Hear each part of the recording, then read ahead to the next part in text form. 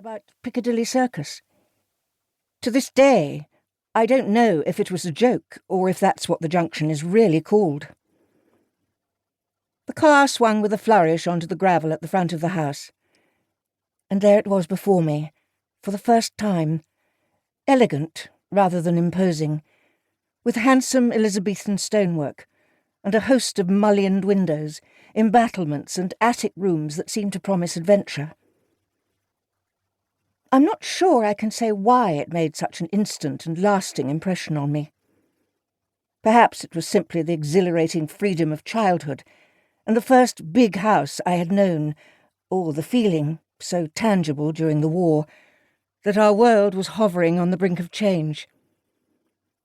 Lately I've begun to think that it was more than that, even then. A premonition of some kind. A certainty that what happened while we were there, innocent, illusory, never fully understood, would eventually touch us all. There were glass houses and a walled garden nearby, and a stable block adjoined the house. As we got out of the car, hot and sticky from the drive, I could hear the sound of horses' hooves, and in the distance, somewhere over to my left, a fountain. The tranquillity barely had time to register before it gave way to other noises, growing louder through the trees. The choke of an engine, and the crunch of heavy tyres over stones. Behind us, the door of the house flew open, and 5 or 6 people emerged. But they were not the family that my parents had described. They were women in nurses' uniforms and men dressed in khaki, and they looked at us with annoyance as if we were in the way. My father drew me protectively towards him, and I felt the heat of his hand on my shoulder. "It's all right, Daphne," he said. "The house is a hospital for the war, but there's nothing to be frightened of. They're taking care of our boys, making them strong again." In spite of his reassurance, I remember thinking at the time that the war was coming straight towards me, that the invasion we'd been conditioned to fear had finally arrived. There were 5 vehicles in all, 3 ambulances and 2 open-top buses, and from where I was standing, the convoy looked as if it were forcing its way through the line of lush green laurel bushes. As it drew closer, the atmosphere amongst the men on board seemed to sap every bit of hope from the day.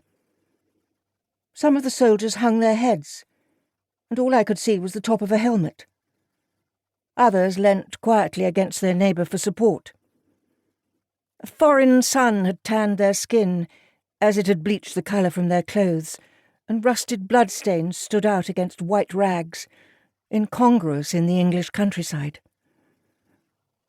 What struck me most, I recall, was how dirty they were, like animals rolling in a field.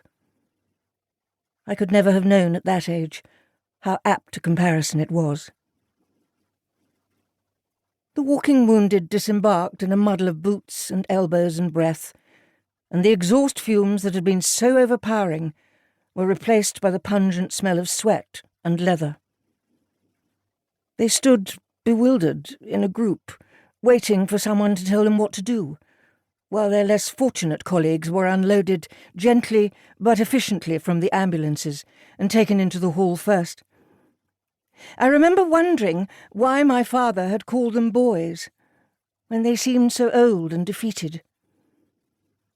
As I stared, unable to help myself, I locked eyes with the man on the nearest stretcher, his sunburnt face stark against the pillow, the mud of the trenches still thickly encrusted on his boots. I felt myself flush, but the soldier simply looked back, doggedly blank, as if the world I belonged to was something he had long ago lost touch with. We were rescued by my mother's friend, kind and gracious and ethereal, like something from a Barry play. She swept us through the house to the family's wartime quarters, a modest set of rooms between the kitchen and what was now an operating theatre, and I could see by the look on my parents' faces how much had been lost in the relinquishing of privacy and comfort. To my sisters and me, though, the hustle and bustle seemed noble and exciting.